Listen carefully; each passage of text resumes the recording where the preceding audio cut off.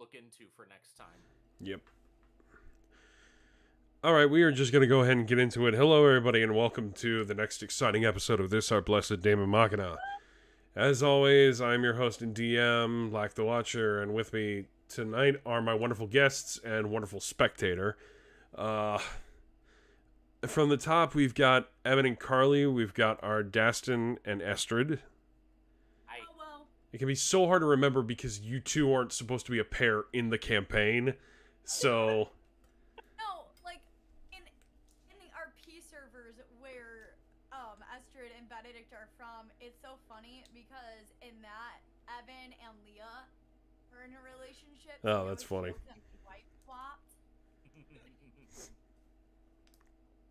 Some real trading spaces. Next up, we've got Hemington R. Aoife. Hello. Last but not least of our players, we've got our Vasira, Leah. Whoop, whoop.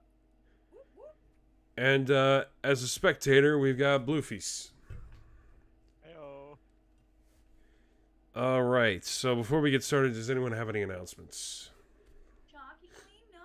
I have an announcement. Oh, yeah?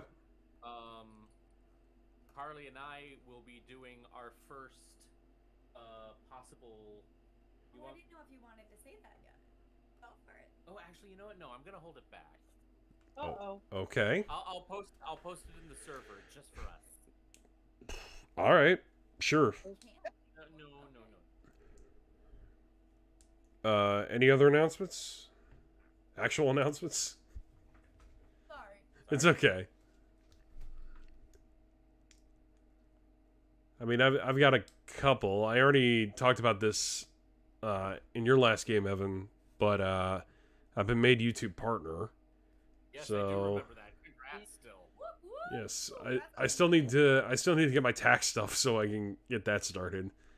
My dad work on it this week. Yeah, my dad's gonna help me out with that. Although on Saturday I'm gonna be kind of busy because Lon Callwinter is having his debut stream on Saturday. Oh, nice. So yeah, that should be a lot of fun. All right, well, if there's no more announcements, I guess we'll get right into it with the next episode of this, our blessed Daemon Machina, Into the Mind. In our last episode, our heroes continued to explore the headquarters of Rampart Ironglaive, finding more and more towers and more and more people being stuck in pods. After some investigation, they discovered a certain throne or chair that allows them to be able to enter a sort of like metaphysical mental area for all the prisoners of the laboratory. After a bit of debate, they decided that Vasira would take the plunge and be the one to enter. As she entered, she met up with a hobgoblin as the first person who greeted her, who sadly informed her that the person they were searching for, Peony, is no longer alive. And that's where we left off. Oh my god. I just pressed a button. I'm so sorry. I was trying to get rid of a notification. I didn't think it would open. All right. Really, don't press the buttons. Sorry about it. So, Vasira, what's your first move? Alright. Let me turn you up a little bit. You're kind of soft on me. So, I don't think it's you. I think it's just the settings for me. So, Gotcha. Very It's like, I'll just turn the mic first too. Oh, you Ah, know. so- I didn't hear that session. I didn't know that. Oh, that's right, you weren't here. Yeah, so Viscera through, and I don't know if you'd allow this for her to, kind of say it out loud, or if like she'd be able to communicate it to Benedict. I will say this right now. There is no way for you to communicate with the outside world. So, Oh. Sad. even through telepathic connection? You are already using telepathic connection. Gotcha. I don't know. Maybe if Josh was here, he'd tell me he could do something, but I don't know. Oh, You God, bet your flying ass I blind would. here. Oh. Ah!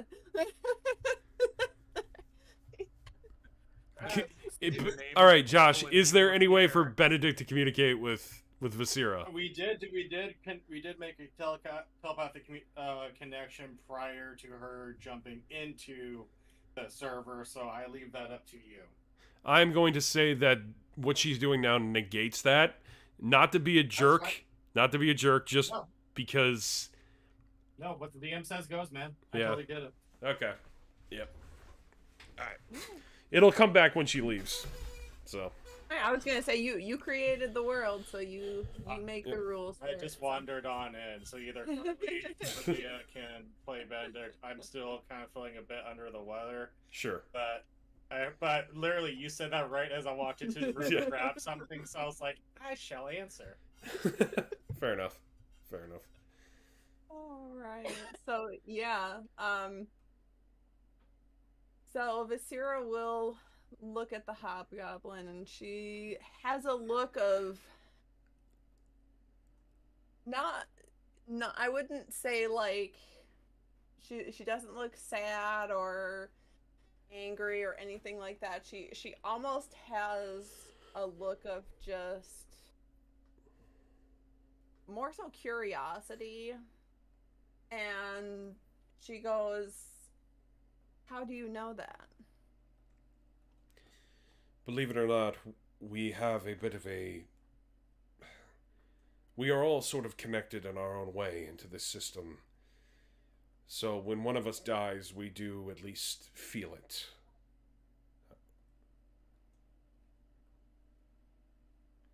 See. Do they just fade away? In a sense, I would say so.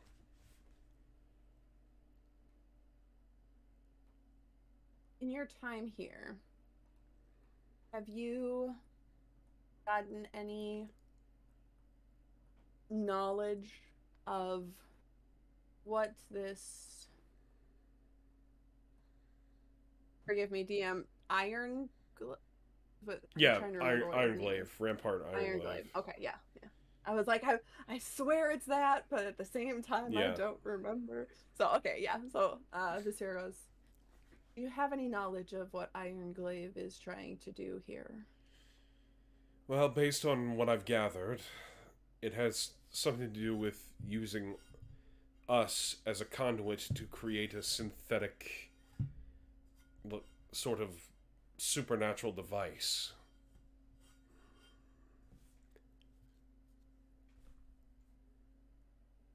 And have any of you figured out a possible way with outside help that this may be, that the connection may be severed and you may return to your bodies? Oh, believe me, we've tried.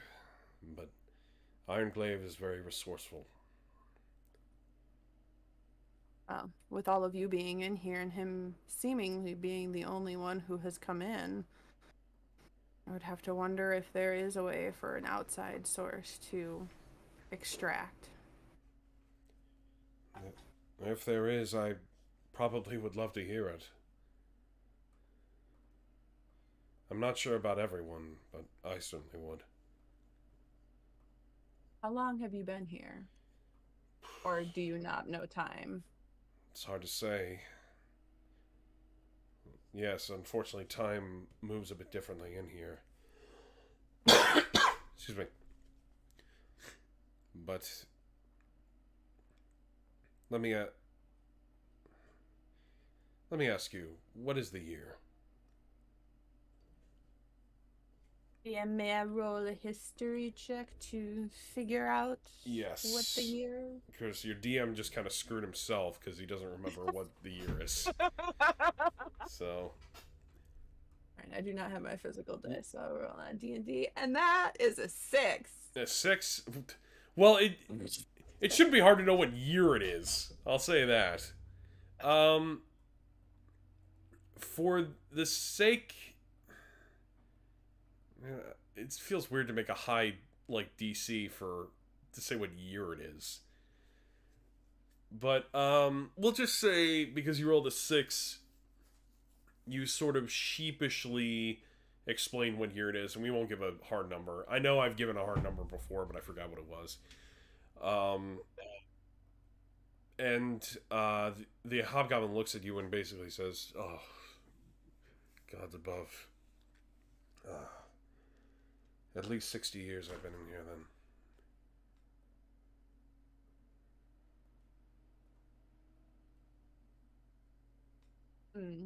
And when you first entered this place, were you one of many or one of few that were here? They had already begun when I was brought in. But did it seem as though Iron Glaive had already been at it for a number of years? Or were there not many of you? Based on what I was told, yes. It had been quite a while. I see. Would you say who has been here the longest that has not faded away? Honestly, aside from me, there's not many. There's Westner. He's an old wizard.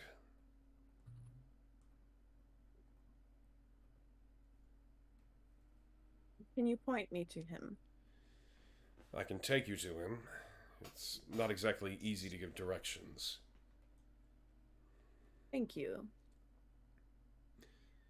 My name is Johannes, by the way.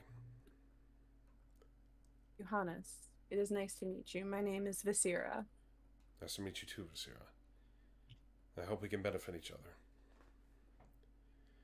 I hope we can at least try. Yeah.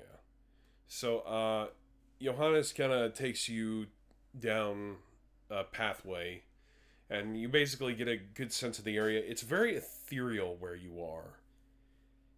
You see people sort of just sitting around, just speaking to one another. Some of them, just frolicking, as it were, for lack of a better term.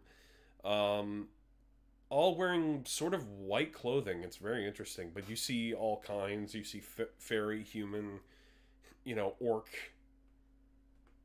drow as well. Your own kind. Pretty much any race you can imagine. There's at least one of them here. Now, Johannes takes you to a bit of a burrow. And you see basically, it's basically a hole in the ground into a cave. And he basically says, "All right, he's here." And you see he gets down on one knee, looks into the hole, into the cave, and goes, "Westner, you've got company." And it takes a second. Johannes looks over at you, Visira, and says, "Just give him a minute." And then... What? What is it you want? Who is it? Johannes says, "It's me, Johannes." "Johannes? What do you want with me, boy?" "You have a visitor." "A visitor? I don't need visitors. What are visitors? I don't have time for visitors. I'm doing very important wizarding things." "Yes, I'm afraid this cannot wait, Westner." "Oh, bloody hobgoblins always making it that they can't wait. What is it?" And you see him pop his head out of the hole. "Who is it? What do you want?"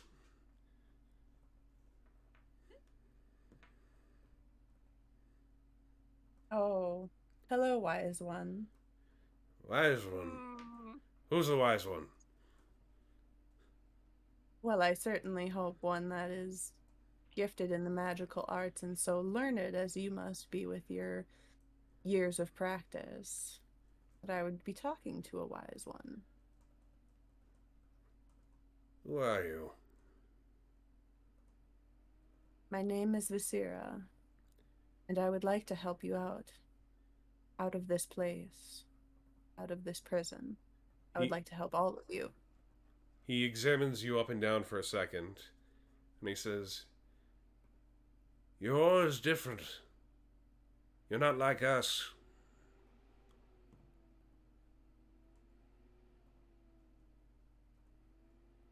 No, I am not.